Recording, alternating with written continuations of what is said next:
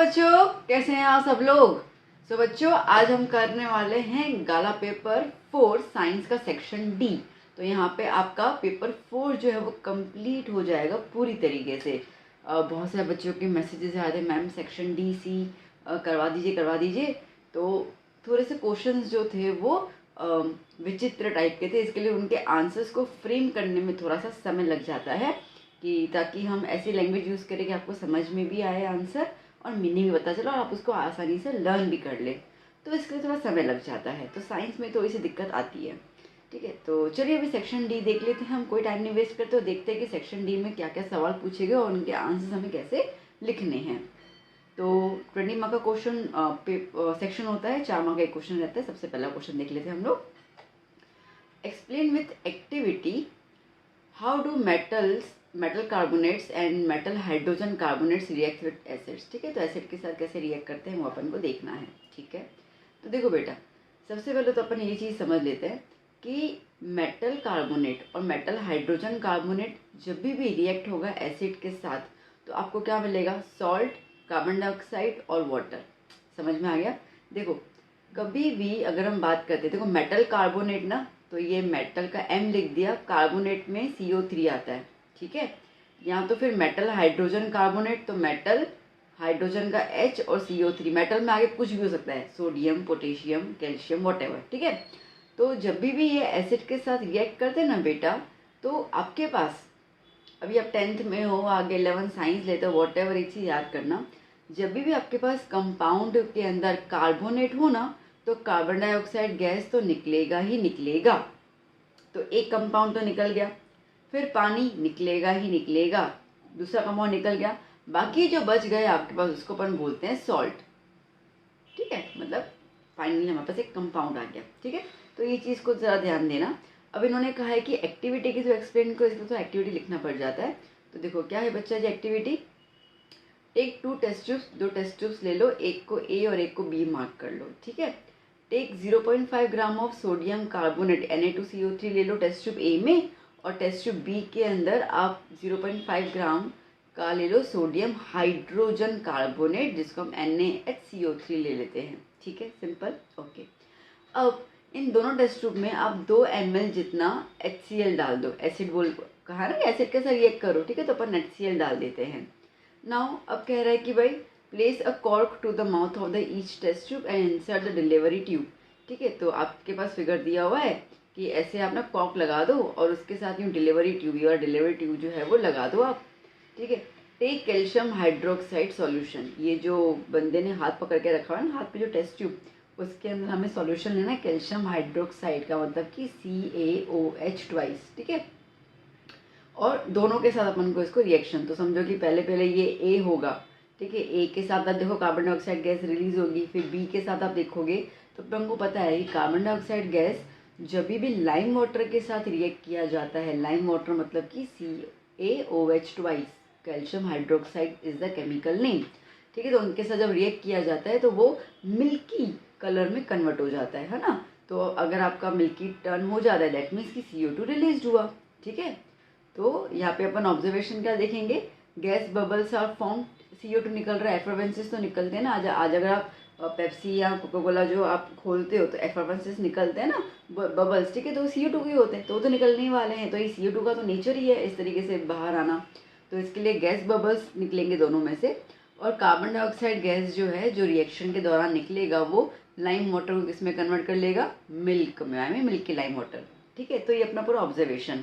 अब केमिस्ट्री है, चामा का क्वेश्चन है, तो रिएक्शन लिखना तो बनता ही है।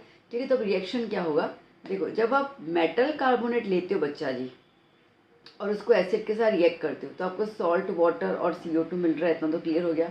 अपन ने मेटल कार्बोनेट में लिया हुआ है Na2CO3, HCl लिया, तो हमें क्या मिल गया? NaCl, वाटर और कार्बन डाइऑक्साइड। दोनों कंपाउंड में बच्चा देखो, इसमें भी आपको NaCl, H2O और CO2, तो दोनों के अंदर जो प्रोडक्ट्स है वो सेम आ रहे हैं, है ना, प्रोडक्ट से सेम आ रहे हैं। आगे खाली रिएक्टेंट का फ़र्क है और बैलेंसिंग के दौरान मॉलिक्यूल्स, जैसे कि यहाँ पे अपन 2 मॉलिक्यूल ले रहे हैं ना HCl का, और यहाँ पे एक ही मॉलिक्यूल ले रहे हैं HCl का। ठीक है, तो मॉलिक्यूल्स मतलब कि HCl की क्वान्टिटी में थोड़ा बहुत चेंज है। ठीक है, अब जब ये गैस बनेगी और जो कार्बन डाइऑक्साइड गैस बन रही है, ठीक है, हम उसको लाइम वाटर से पास करेंगे तो हमें क्या मिलेगा। अब उस दौरान जो हम कह रहे हैं ना मिल्की में कन्वर्ट हो जाएगा ना मिल्की शेड के अंदर, तो रिएक्शन के दौरान कैसे दिखाएंगे, तो CaOH ट्वाइस को जब आप CO2 के साथ रिएक्ट करोगे तो आपको क्या मिलेगा, CaCO3 मतलब कैल्शियम कार्बोनेट। ठीक है, ये lime water turns milky due to the formation of calcium carbonate. ठीक है, इजी था, पॉइंट्स में अच्छे से लर्न हो जाएगा ना। चलो शाबाश, चलते हैं question number 48। Write the preparation and uses of plaster of Paris. ठीक है, तो प्रिपरेशन बता दो और यूजेज बता दो। ठीक है, बता देते अपन।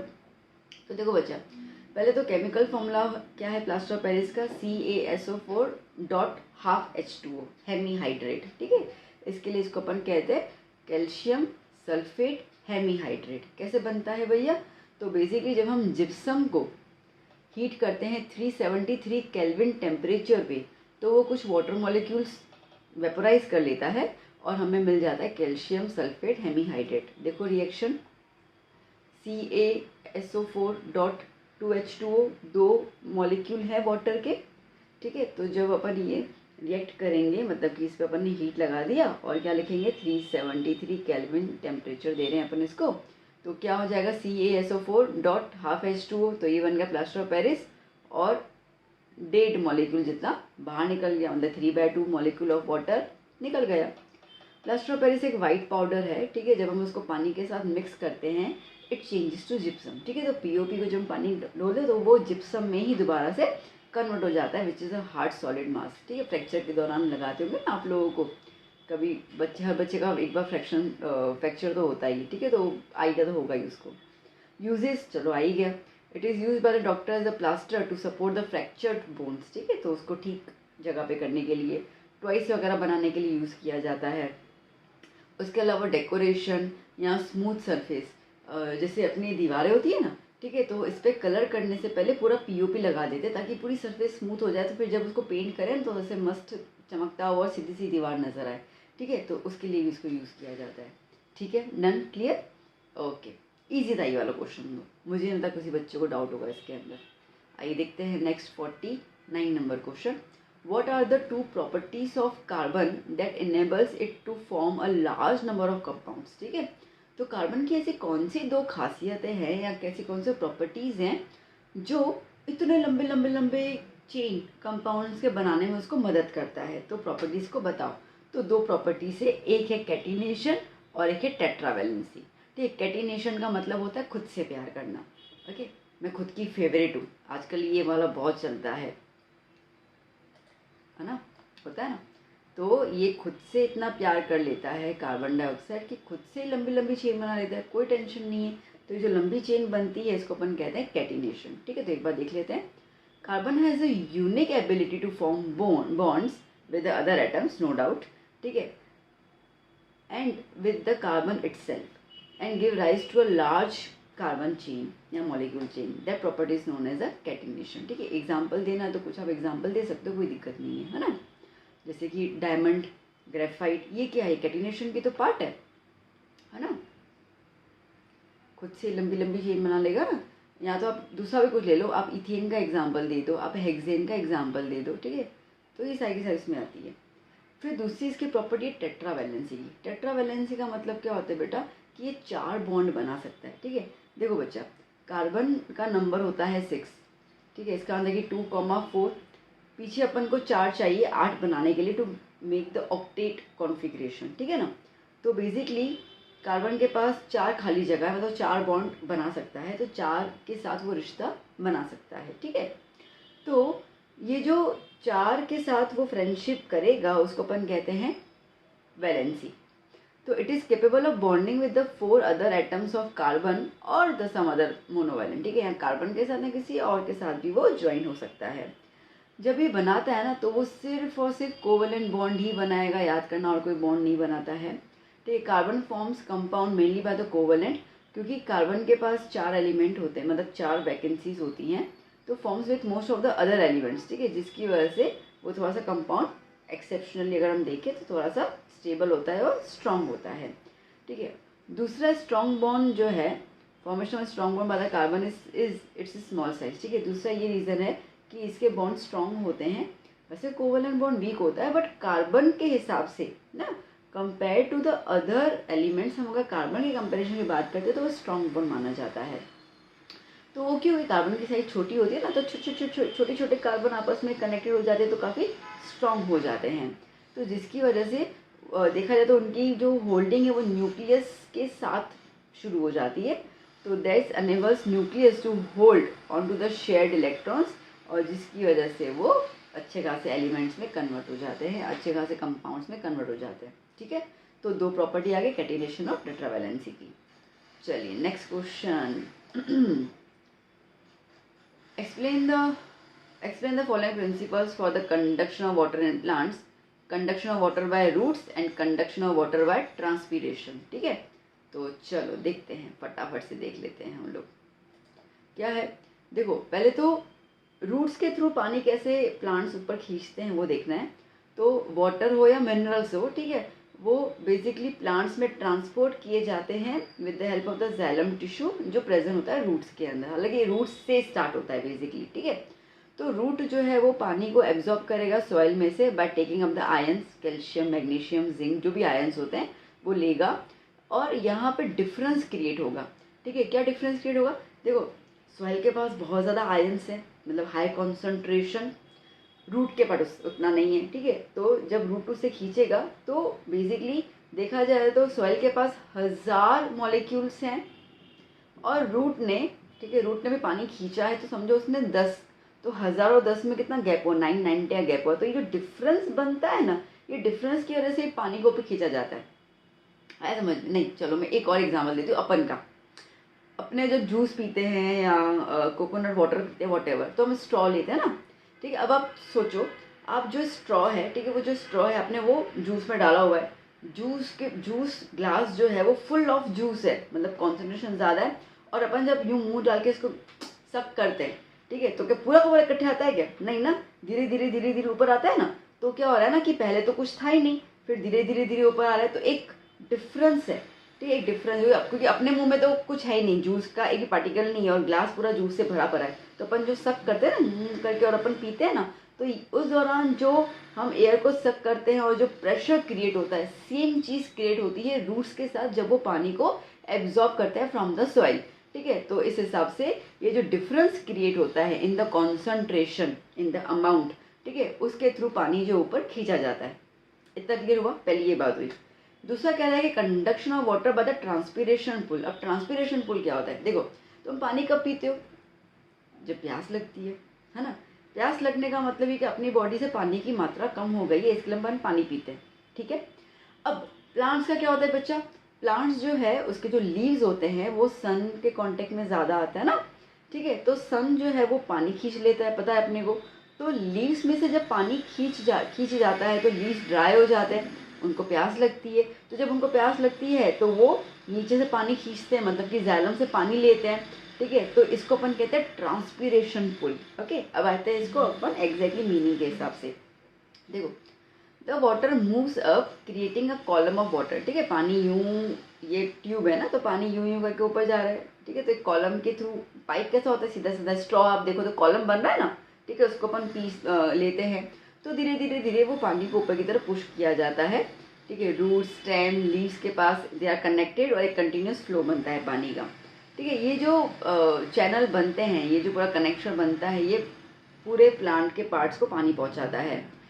अब जैसे मैंने कहा कि पानी जो है वो लीव्स के थ्रू वेपोराइज हो जाता है। ठीक है, थ्रू द स्टोमेटा, और इस प्रोसेस को अपन कहते हैं ट्रांसपीरेशन।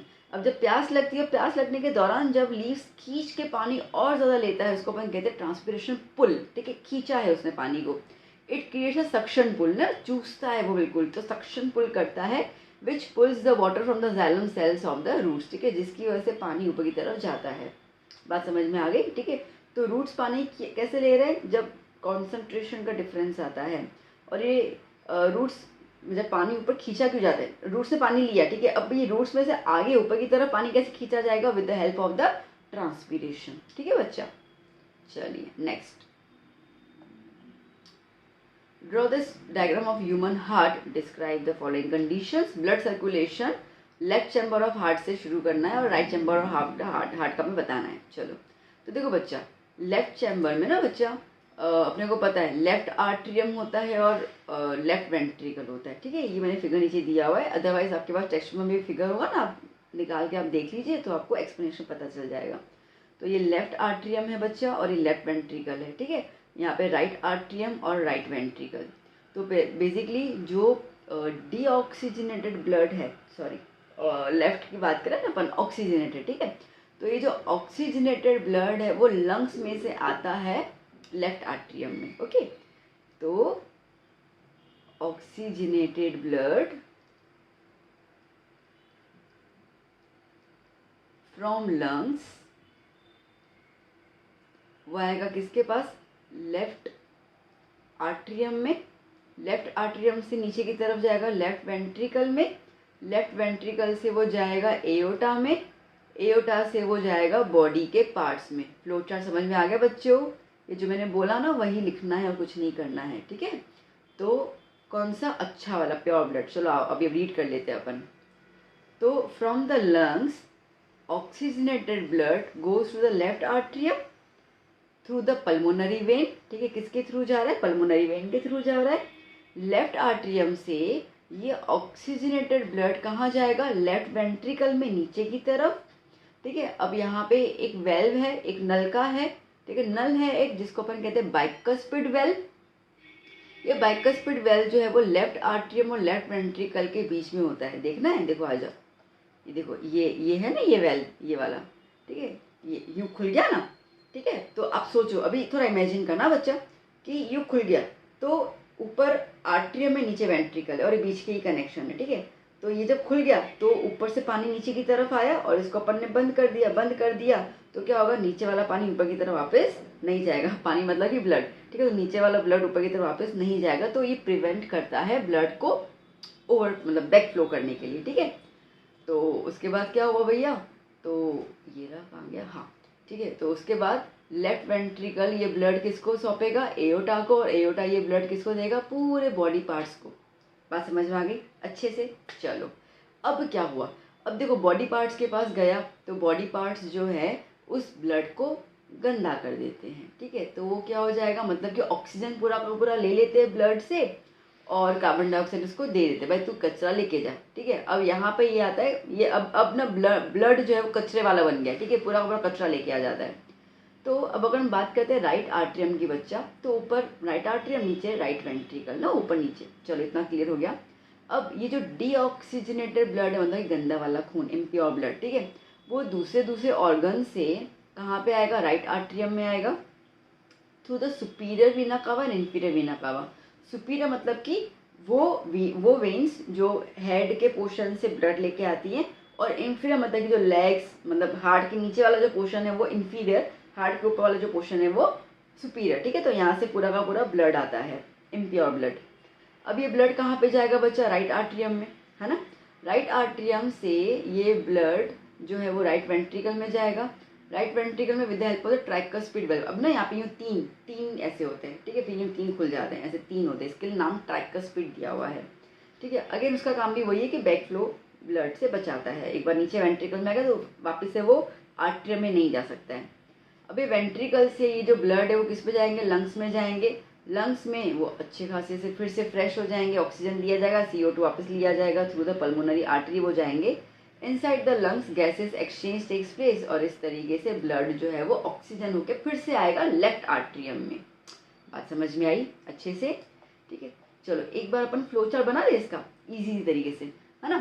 तो सबसे पहले अपन बात करते हैं, आजा, सबसे पहले अपन बात करते हैं यहाँ पे लेफ्ट आर्ट्रियम की,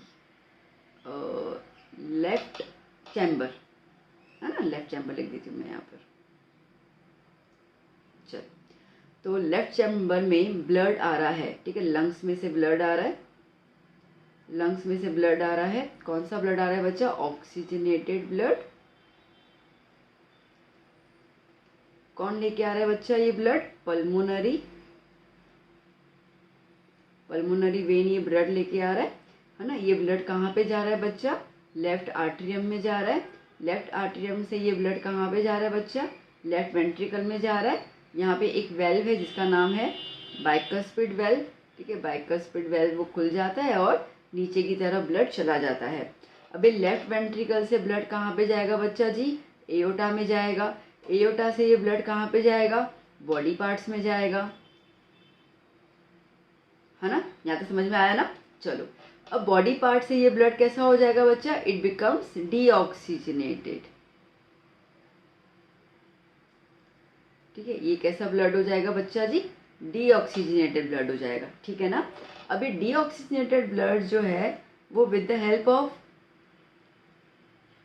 सुपीरियर वीना कावा प्लस इंफीरियर वीना कावा से लिया जाएगा। और कहाँ पे देंगे बेटा? राइट आर्ट्रियम में। कहाँ पे आएगा? राइट आर्ट्रियम में आएगा। राइट आर्ट्रियम से ये ब्लड कहाँ जाएगा बच्चा जी? राइट वेंट्रिकल में जाएगा। इसमें भी एक वेल्व है जिसको अपन कहेंगे ट्राइकस्पिड वेल्व, है ना? फिर ये राइट वेंट्रिकल से कहाँ पे जाएगा बच्चा जी? लंग्स में जाएगा। लंग्स में ये किसके थ्रू जाएगा? ये जाएगा पल्मोनरी आर्टरी के थ्रू जाएगा। ठीक है, लंग्स में क्या हो जाएगा? लंग्स में एक्सचेंज ऑफ गैसेस होंगे, मतलब कि जो CO2 है वो लंग्स ले लेगा और ऑक्सीजन उसको वापस दे देगा। ठीक है, और ये ब्लड अभी फिर से ये रहा। ठीक है, फिर से ये पूरा का पूरा प्रोसीजर स्टार्ट हो जाएगा। साइकिल समझ में आ गई अच्छे से? ठीक है, तो अगर आपको सिंपल फ्लो ऑफ ब्लड भी आता है ना कि explain the flow of blood in the heart, तो ये ही पूरा लिख के आना और कुछ नहीं है। तो देखो बेटा, मैंने आपको इजी तरीके से बता दिया। अगर आप ये फ्लो चार्ट भी पूरा का पूरा 2 बार लिख दोगे ना बोल बोल के, तो आपको आंसर रटने की जरूरत ही आपको इजीली लर्न हो जाएगा। ठीक है, ओके, 2-3 बार वीडियो को बैक करके सुन लेना। ओके, चलो चलते हैं नेक्स्ट क्वेश्चन की तरफ। Why is natural spectrum visible in the sky only after rain shower? ठीक है, नेचुरल स्पेक्ट्रम मतलब कि रेनबो। तो रेनबो जो है वो बारिश गिरने के बाद ही क्यों नजर आता है भैया? By which phenomena of light is this spectrum visible? चलो, तो बेसिकली घुमा फिरा के फॉर्मेशन ऑफ रेनबो बोला गया। ठीक है, अलग अलग चीज़ों को बोला हुआ है, तो इसके लिए कुछ खास इसमें डिफरेंस करके आंसर लिखने की ज़रूरत नहीं है। तो रेनबो जो है वो डिस्पर्जन ऑफ सनलाइट के थ्रू होता है। मतलब सन की लाइट जब डिस्पर्स हो जाती है, कौन डिस्पर्स करता है उनको? तो हवा में जो छोटे छोटे प्यारे से टाइनी वाटर ड्रॉपलेट्स होते हैं, वो उनको लाइट आती है, वाटर ड्रॉपलेट्स को फैला देता है, डिस्पर्स कर लेता है। ठीक है, रेनबो जो है बच्चा वो हमेशा सन के ऑपोजिट डायरेक्शन में बनता है, ये चीज़ याद करना। यहाँ पे जो वाटर ड्रॉपलेट्स है ना वो प्रिज्म की तरह एक्ट करते हैं। ठीक है, तो अब किस फिनोमेना की वजह से ये होता है? रिफ्रैक्शन, डिस्पर्जन, रिफ्लेक्शन, ये 3 चीज़ें आती हैं। ठीक है, refraction, dispersion, reflection. Reflection internal, इसका नहीं टोटल इंटरनल रिफ्लेक्शन। ठीक है, इसका मतलब ये है कि टोटल इंटरनल रिफ्लेक्शन।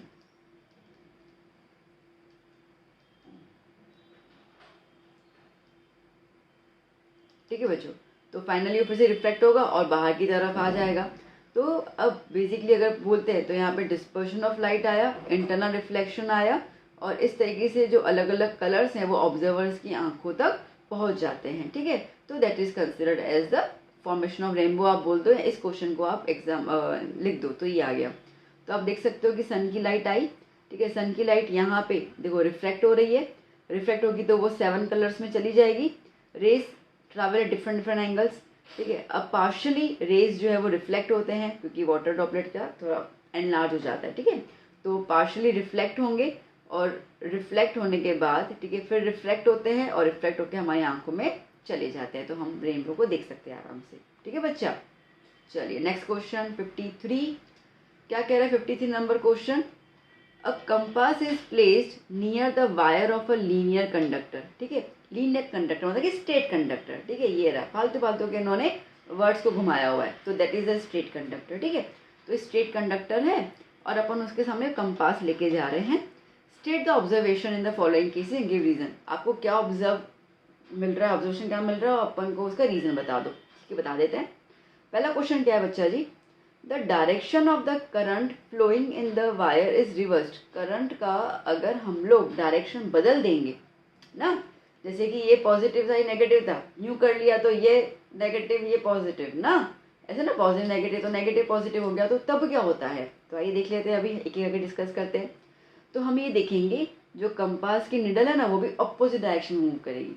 समझो कि पहले यूँ मूव कर रही थी, तो अगर मैंने पोलैरिटी चेंज कर ली ना, प्लस जैसे प्लस माइनस है तो यूँ घूम रही है, मैंने माइनस प्लस कर लिया तो फिर यूँ घूमेगी, ठीक है, यूँ घूमेगी।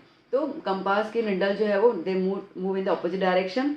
Reason, polarity of the magnetic field reverse, ठीक है। तो मैग्नेटिक फील्ड, आज करंट की पोलैरिटी चेंज करोगे तो मैग्नेटिक फील्ड की पोलैरिटी भी चेंज होगी, है ना। जैसे ये नॉर्थ टू साउथ जाता है ना मैग्नेटिक फील्ड, तो अगर तुम उसको घुमा दोगे तो ये भी तो यूँ डायरेक्शन, सॉरी, ठीक है, तो ये डायरेक्शन भी तो चेंज हो जाएगा ना, ठीक है। तो इस तरीके से पोलैरिटी चेंज हो जाती है। Second, the magnitude of the electric current flowing in the wire is increased. अगर हम लोग इलेक्ट्रिक करंट ज़्यादा फ्लो करवाते हैं वायर में तो क्या होगा, सेम होगा, ठीक है। तो डिफ्लेक्शन जो होगा वो भी ज़्यादा दिखेगा, करंट का यूँ फास्ट फास्ट फास्ट दिखेगा हम लोगों को। क्यों? क्योंकि मैग्नेटिक फील्ड का स्ट्रेंथ जो है वो इंक्रीज हो जाएगा। We know magnetic field is proportional to the current, current ज़्यादा मैग्नेटिक फील्ड ज़्यादा, तो डिफ्लेक्शन भी अपने को ज़्यादा दिखेगा। थर्ड क्वेश्चन क्या बोल रहा है, the compass is taken far away from the conductor, ठीक है। कंडक्टर ऐसे कंपास में दूर लेके जा रही हूँ, ये कंपास है, ये कंडक्टर ऐसे दूर लेके जा रही हूँ, ठीक है। तो क्या हुआ, तो भैया जी अगर आप दूर लेके जाओगे so the deflection in the compass decreases, क्योंकि दूर लेके जाओगे तो वो मैग्नेटिक फील्ड से दूर हो गया। मैग्नेटिक फील्ड से दूर होगा तो कंपास जब वो मैग्नेटिक फील्ड को वो महसूस ही नहीं करेगा तो निडल का डिफ्लेक्शन ही नहीं दिखाएगा, ठीक है। तो निडल का डिफ्लेक्शन धीरे धीरे क्या हो जाएगा, डिक्रीज होना शुरू हो जाएगा। ओके, रीज़न, क्योंकि हमें पता है कि डिस्टेंस, अगर डिस्टेंस बढ़ा दोगे तो मैग्नेटिक फील्ड कम हो जाएगा, तो magnetic field is inversely proportional to the distance. ये वाली चीज़ें हमने प्रीवियस पेपर्स में भी डिस्कस की हुई हैं बच्चा जी। चलिए fourth, the compass is brought near the linear wire. अगर वायर है उसके अपन बहुत नज़दीक लेके आ रहे कंपास का तो क्या होगा, डिफ्लेक्शन दिखेगा, और तो क्या होगा, क्योंकि वो मैग्नेटिक फील्ड के नज़दीक आ गई तो needle in the compass gets deflected. और बेसिकली यहाँ पे करंट कैरिंग कंडक्टर कैसे बिहेव कर रहा है, मैग्नेट की तरह बिहेव कर रहा है, इसकी वजह से, ठीक है। कंप्लीट, इजी था ना। चलो, now the last question of the section D of paper 4। और मुझे बीच में बताते जाइए कैसा लगा आपको सेशन, आंसर्स कैसे लगे।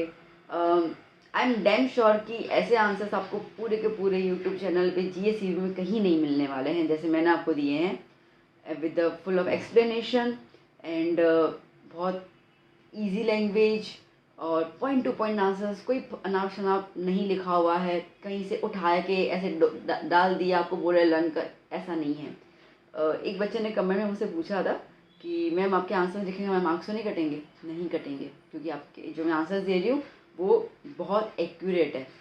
कोई भी टीचर आपके मार्क्स नहीं काट सकता है। अगर वो बच्चा मेरा वीडियो देख रहा है तो आपको मैंने आंसर यहीं दे दिया, मार्क्स नहीं कटेंगे, उल्टा क्या पता एक्स्ट्रा मार्क्स मिल जाए, बट द पॉइंट इज कि मार्क्स नहीं कटेंगे क्योंकि बहुत सही आंसर्स हैं। आप कहीं पर भी क्वेश्चन डालोगे ना ऐसे तो आपको डिट्टो आंसर्स एग्जैक्टली वो क्वेश्चन आपको मिल जाए ऐसा नहीं है, ठीक है। तो टेंशन मत लीजिए, अच्छे आंसर्स हैं, आपके मार्क्स अच्छे आएंगे। चलिए तो लास्ट क्वेश्चन कर लेते हैं अपन, why is energy flow always unidirectional in an ecosystem, ठीक है। तो एनर्जी जो है वो एक ही डायरेक्शन में क्यों फ्लो करती है, ज़रा बताना, तो बता देते हैं हम लोग, क्या टेंशन है। तो the energy flow in ecosystem occurs, अब एनर्जी जो है वो लोअर ट्रॉपिक लेवल से हायर ट्रॉपिक लेवल पे जाती है। वो ट्रायंगल तो याद ही होगा, पिछले पेपर्स में बहुत डिस्कस किया है, नहीं तो ये रहा मैंने आपको दिया हुआ है, ठीक है। तो ये प्रोड्यूसर्स हो गए, तो ये फर्स्ट ट्रॉपिक लेवल है ना, ये सेकंड ट्रॉपिक लेवल, थोड़ा सा ध्यान दे दो इसको, थर्ड, और ये फोर्थ ट्रॉपिक लेवल। इतना क्लियर? चलो ठीक है, अब याद हो गया ना ट्रॉपिक लेवल्स, तो अब ये आंसर डिस्कस कर लेते हैं अपन, ठीक है। तो एनर्जी जो है वो लोअर से हायर की तरफ जाएगी। ऑर्गेनिज्म जो है in ecosystem can survive due to the energy flow, ठीक है। एनर्जी फ्लो होगा तभी तो सर्वाइव कर पाएंगे ना। आज हम खाना खा रहे हैं, हमारे बॉडी में एनर्जी आई तभी हम जिंदा है। तो हमारा खाना क्या है, हमारा खाना is the lower trophic level. हम अपने नीचे का जो ट्रॉपिक लेवल उसको खा लेते हैं ना अपन, फिर वो वेजिटेबल्स हो या मतलब कि नॉन वेज हो, वॉट एवर, खा तो वही रहे ना अपन, अपने नीचे वाला ट्रॉपिक लेवल खाते हैं अपन। अब इसमें बात करते हैं सन, तो सन जो है वो मेजर प्राइमरी सोर्स है इकोसिस्टम का फॉर द एनर्जी, ठीक है। अब अपने को पता है 10% रूल, हमने ये पिछले पेपर्स में डिस्कस किया था या इसके पहले वाले में था, मुझे याद नहीं है, आई थिंक पिछले पेपर में डिस्कस किया था, पेपर 2 या पेपर 3 था, ठीक है। तो अपन ने डिस्कस किया था कि जो एनर्जी है वो 10% के रूल पे जाती है, ठीक है। तो जो प्रोड्यूसर है उसके पास तो लाइक 10,000 जूल एनर्जी है, फिर उसको अगर कोई इंसेक्ट खा रहा है तो उसके पास 1000 जूल आ जाएगा, फिर उसको कोई और खा है तो 100 जूल आ जाएगा। तो 10% रूल के हिसाब से एनर्जी धीरे धीरे कम होती जा रही है।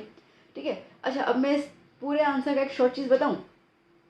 मैं ये कह रही हूँ कि बकरी जो है वो खा रही है प्लांट को, plant are the producer, first trophic level. बकरी जो है वो प्लांट को खा रही है, वो हो गई सेकंड ट्रॉपिक लेवल। अब बकरी प्लांट को खा रही है, ठीक है, क्या कभी ऐसा हो सकता है क्या कि प्लांट बकरी को खाए? नहीं हो सकता ना, नहीं ना, ठीक है ना। तो यहीं से बात हो गई ना कि इकोसिस्टम के अंदर एनर्जी कैसे जाएगी, यूनिट डायरेक्शन जाएगी ना, रिवर्स तो नहीं आ सकती, क्योंकि प्लांट बकरी को खा ही नहीं सकता है। तो बकरी में जो एनर्जी वो प्लांट को मिलने नहीं वाली। बात समझ में आई कि नहीं आई? ठीक है, अब बकरी को लायन खा रहा है, क्या लायन को बकरी खा सकती है? नहीं खा सकती है। अब पॉइंट समझ में आई? क्वेश्चन का समझ मतलब क्या है, यही मतलब है, that's why it is a unidirectional, और कुछ नहीं है इसका मतलब। ठीक है, so the energy is produce by the autotrophs as through the pigmentation, sorry photosynthesis वगैरह से बना देते हैं। Now most of the energy is loss as it moves to the successive. ठीक है, जैसे आपको पता है कि जैसे ऊपर जाते जाओगे एनर्जी लॉस होती जाएगी, और वो एनर्जीज को रिवर्ट बैक करना पॉसिबल नहीं है, जैसे मैंने आपको एग्जांपल दे दिया। तो इसके लिए amount of energy available in the ecosystem gets drastically less. ठीक है, जैसे ऊपर जाओ ना तो जबरदस्त एनर्जी जो है वो लॉस होती जाती है। जो टॉप कंज्यूमर्स वाले होते हैं उनके पास बहुत कम एनर्जी होती है, और जो नीचे वाले कंज्यूमर होते हैं और वी कुड से प्रोड्यूसर्स, उनके पास बहुत एनर्जी होती है। दस ऑल दिस रिएक्शन इंडिकेट कि किस तरीके से एनर्जी जो है वो यूनिडायरेक्शन में फ्लो होती है। देखो अब ये तो जो स्टेटमेंट्स है वो अपन को लिखने पड़ जाएंगे, बट आपको समझने की बात मैंने समझाई है, समझ में आया ना कि बकरी को लायन खा लेगा पर लायन को बकरी नहीं खा सकती है। तो इसके लिए एनर्जी लायन की तो बकरी को नहीं मिलने वाली, तो that's why it is a unidirectional. ठीक है बच्चा पार्टी, समझ आया, अच्छे से क्लियर हुआ ना? तो कमेंट करके बता दीजिए कैसा है, और लाइक कर लीजिएगा, शेयर कर लीजिएगा वीडियोस को, और चैनल को रिकमेंड कर लीजिएगा। तो अभी हम मिलेंगे पेपर 5 के साथ। पेपर 5 में सेक्शन ए कंप्लीट हो गया, BCD मुझे डालना है, वो मैं जल्दी जल्दी डाल के आपको देती जाऊँगी। अब तब तक इसको लर्न कर लीजिए और मस्त मज़े से आराम से बिना टेंशन लिए स्टडी कीजिए। हम आपके साथ हैं, आपको हर एक चीज़ एक्सप्लेन करके मैं कर रही हूँ, सिर्फ आंसर नहीं दिए, मैंने आपको एक्सप्लेनेशन दे रही हूँ कि अगर आपको कोई पार्ट छूट भी गया हो स्कूल में समझना, कहीं कोचिंग में समझना, तो आप इसके तो समझ ही सकते हैं। ठीक है बच्चों, तो चलो अभी मिलते हैं आप नेक्स्ट क्लास में। Keep study, keep hard working, bye bye, take care.